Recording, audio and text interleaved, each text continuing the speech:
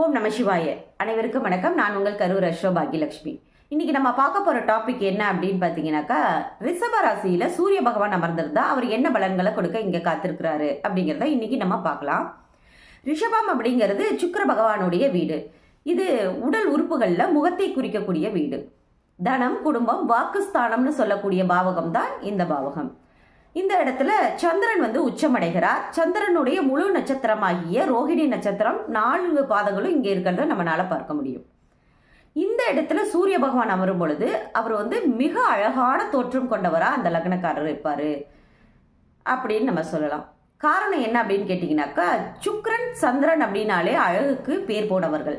இந்த இடத்துல ஒளி பொருந்திய சூரிய பகவான் அமரும் பொழுது அவங்க முகம் ஒரு பிரகாசமான ஒரு தேஜஸான ஒரு முகமா இருக்கும். வசீகரிக்கக்கூடிய ஒரு முகமா அவங்களுக்கு இருக்கும்னு நம்ம சொல்லலாம். அவங்களுடைய பேச்சும் மற்றவங்களை கவரக்கூடிய வகையில வசீகரமான ஒரு பேச்சு இவங்கள்ட்ட இருக்கும். அவங்க பேச்சு ஒரு தந்திரமான பேச்சு அவங்கள்ட்ட இருக்கும். தான் பொய்யே சொன்னாலும் சரி, மற்றவங்களுக்கு அட்வைஸ் பண்ணிட்டு போற அளவுக்கு இவங்கள்ட்ட ஒரு திறமை அவங்கள்ட்ட இருக்கும்.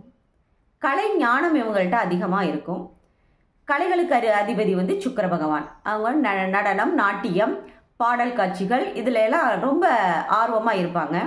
பொழுதுபோக்கில் இவங்களுக்கு ரொம்ப ஆர்வம் இருக்கும். பொழுதுபோக்கு நிகழ்ச்சிகள் எதுவாக இருந்தாலும் இவங்க ஆர்வமாக இருப்பாங்க. சுற்றுலா போகிறதுல அதிக ஆர்வம் இவங்கக்கிட்ட இருக்கும். தன்னை அலங்காரப்படுத்திக்கிறதுலையும் அழகுபடுத்திக்கிறதுலையும் முன்னிறுத்தி இருப்பாங்க. வாசனை திரவியங்கள் யூஸ் பண்ணுறதுல இவங்களுக்கு ரொம்ப விருப்பம் அதிகமாக இருக்கும்.